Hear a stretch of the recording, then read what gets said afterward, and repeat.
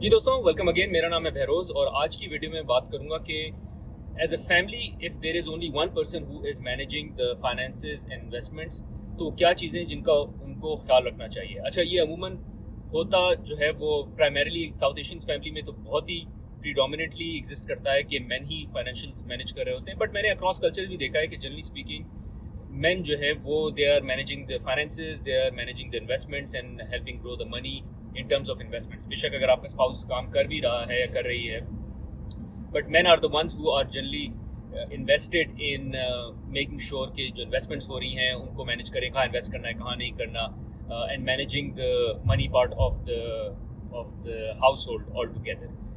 तो उसके लिए कुछ चीज़ें जो है वो बहुत ज़रूरी हैं, जो कि जिन चीज़ों का आपको ख्याल रखना है। अगर आप एक ही बंदा है जो कि अकेले कर रहा है, और अगर आप एज अ कपल कर रहे हैं जो कि इन्वेस्टमेंट्स भी साथ करते हैं और दोनों को जो है वो इन्वेस्टमेंट्स का भी एक्सेस है, नॉलेज भी है, इन्फॉर्मेशन भी है, there is nothing like it, that's the best thing you can do.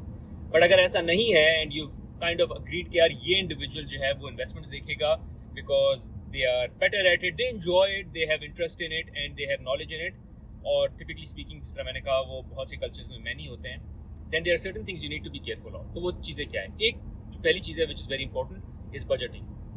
When you create a budget, which is very important, always create a budget. Budget से मुराद ये है फॉर यू टू नो कि मेरे पास कितने पैसे आ रहे हैं और मैंने कितने पैसे कहाँ कहाँ खर्च करने हैं, और उसमें से कितने पैसे सेव होंगे, कितने पैसे जो हैं वो नीड्स पे जाएंगे। नीड्स क्या होती हैं? नीड्स आपकी होती हैं हाउसिंग, ग्रोसरी, और फिर वांट्स क्या है? वांट्स होती हैं शॉपिंग, एंटरटेनमेंट। तो नीड्स क्या है, वांट्स क्या है और सेविंग क्या है, ये तीनों चीज़ें आप डिफाइन कर लें कि यार मेरे पास let's say I am earning $5,000 और $5,000 में I am saving $500, but the rest is this is how much going for rental, this is how much going for grocery and so on so forth. ये जब budget creation हो रही हो, you need to make your spouse set down और उनके साथ मिल के ये बजट बनाएं, ताकि वो इन अलाइनमेंट हो कि कहाँ कितना पैसा खर्च होना है। और फिर जो बकेट्स वो ओन करती हैं या करते हैं, आप उनको बता दें कि ये जो बकेट्स हैं ये these are under your ownership, और महीने का इनका बजट ये है। Let's say it could be entertainment. Let's say your spouse is the one who makes all the reservations and bookings with regards to most of the entertainments. तो आप बता दें भाई हमारे एंटरटेनमेंट का बजट जो है वो $500 है या $1,000 है for the month, and you can manage it within this.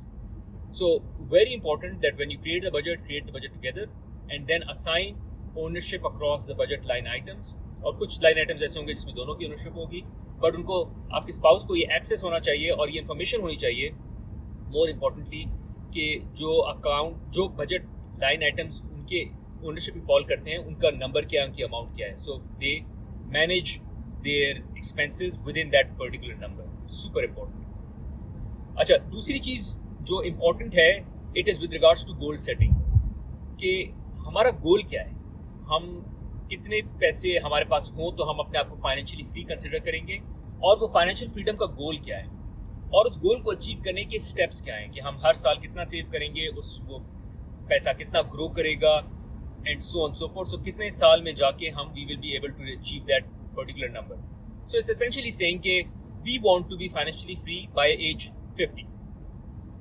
If age 50 और a year, let's say by 2040 you want to be financially free. Financially free का मतलब क्या है? Financially free का मतलब ये कि you don't need to work to earn, or you're not bound to work to earn.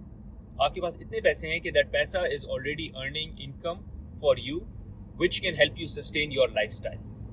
तो वो नंबर क्या है? अच्छा, वो नंबर जो है वो 2040 में अगर अचीव करना है, तो अचीव करने के लिए वो नंबर क्या है? वो नंबर प्रोड्यूस करने के लिए या वो नंबर अचीव करने के लिए हमको कितना सेव करना है, कितना अर्न करना है, किस तरह की इन्वेस्टमेंट्स करनी है, इन टर्म्स ऑफ क्या एक्सपेक्टेशन रखनी है अपनी इन्वेस्टमेंट से, वो आप पूरा प्लॉट करें। And then you sit down and say कि ये हमारा टारगेट है कि by 2040 we want to be financially free, this is the number we want to hit, and this is big picture, the kind of savings we want to do every year, and hence make that saving part of your budget as well. But वो goal पे alignment बहुत ज़रूरी है। As a couple आपको alignment होनी चाहिए, not just you, because tomorrow when your spouse wants to buy something because they don't have access to all the money, then you say कि यार हमने बात की थी कि हम we have to save this much money, these are the budget, if it falls under the budget, go ahead buy it, if it doesn't fall under the budget, then we won't buy it, because if we buy it we will be compromising our saving, if we compromise our saving we will be compromising our target. So ये दूसरी चीज़ जो है, ये दूसरी चीज़ बहुत important है। अच्छा, जो तीसरी चीज़ सुपर इंपॉर्टेंट है, which is life insurance, because और वो डिपेंड भी करता है कि कौन कितना अर्न कर रहा है. Depending on the kind of earning that you and your spouse are bringing in, you need to get life insurance for yourself and for your spouse. अच्छा, क्योंकि लाइफ का कुछ पता नहीं है. If something happens to you and maybe you are the sole bread earner और ये सारी आपने प्लानिंग की हुई है, something happens to you, all of that is gone, all of that is dead now. So it is very important कि you secure the future for your kids and for your spouse in case something happens to you, especially if you are the sole bread earner और you are the biggest bread earner. हो सकता है आपकी spouse काम कर रही हो but उनकी सैलरी इतनी ना हो, तो उसके लिए ज़रूरी है कि आप लाइफ इंश्योरेंस ले जो कि आपका मॉर्गेज सारा कवर कर सके. So for instance if something happens to you, at least your family should not worry about the house. They can quickly get the money from the insurance company and pay down the house. Second is they should not worry about kids education, because ये भी एक बहुत बड़ा expense होता है. And third is they should not worry about expenses for another year और to.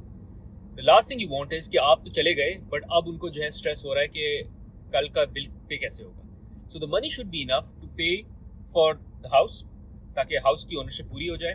Should be enough to pay for future education for the kids and should be enough to pay for another 1 or 2 years और maybe 3 years of expenses, ताकि आपकी wife को stress ना हो कि घर हमारे पास है, बच्चों की एजुकेशन प्रोटेक्टेड है और अगले 3 साल हैं. अब इन 3 साल के बाद हमने फिगर आउट करना है कि बाकी रनिंग इनकम कैसे मैनेज करेंगे.